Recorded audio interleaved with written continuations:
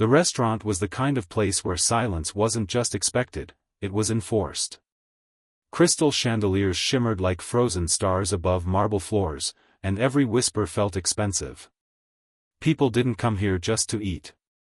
They came to be seen, and sometimes, to disappear.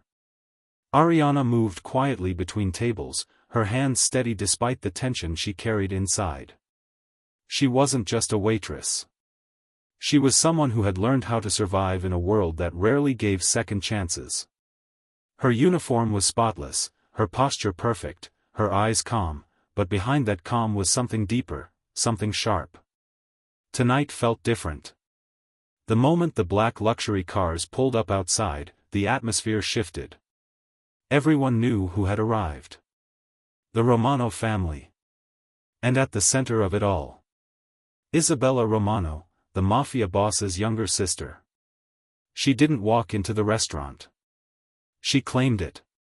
Dressed in a designer gown that shimmered like liquid gold, Isabella moved with the confidence of someone who had never been told no in her life. Her heels echoed like gunshots against the marble floor. Conversations died instantly.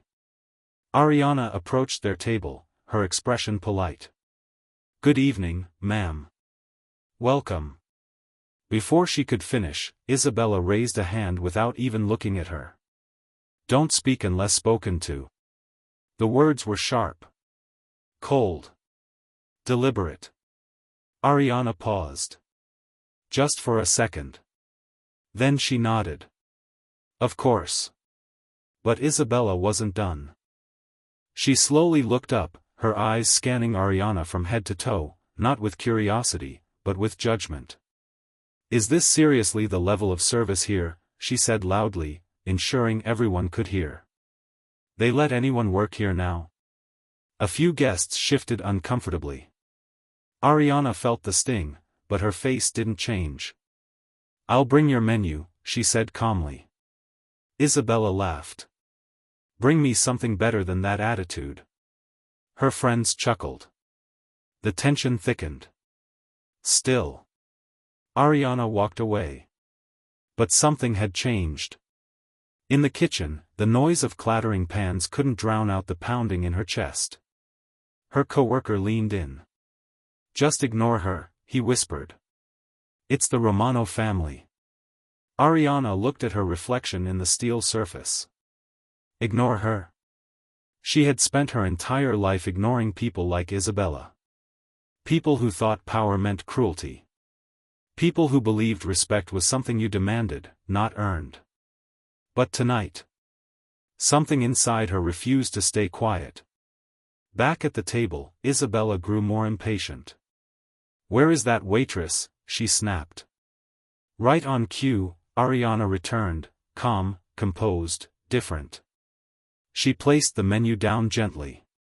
"Here you go, ma'am." Isabella didn't touch it. Instead, she leaned forward slightly, her voice dropping just enough to feel dangerous.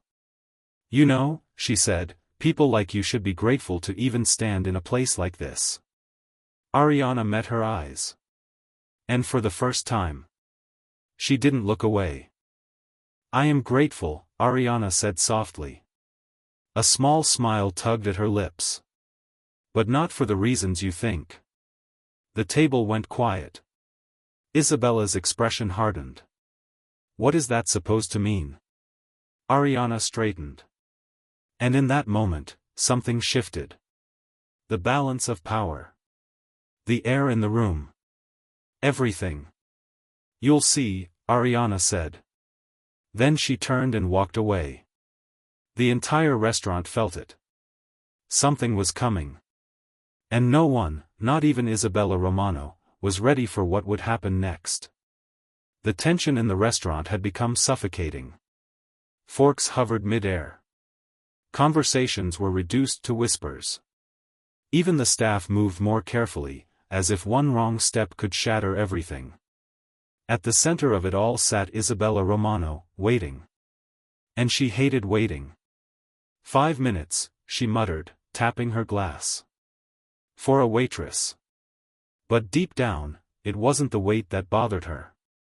It was Ariana. That look. That confidence. That refusal to be small. Meanwhile, Ariana stepped into the back office. The manager rushed toward her, panic written all over his face. "What are you doing?" he hissed. "Do you know who that is?" "Yes," Ariana replied calmly. "Then act like it." Ariana didn't respond. Instead, she opened a small drawer. Inside was something unexpected. A file. Old. Worn. Important. She picked it up. Tonight wasn't random.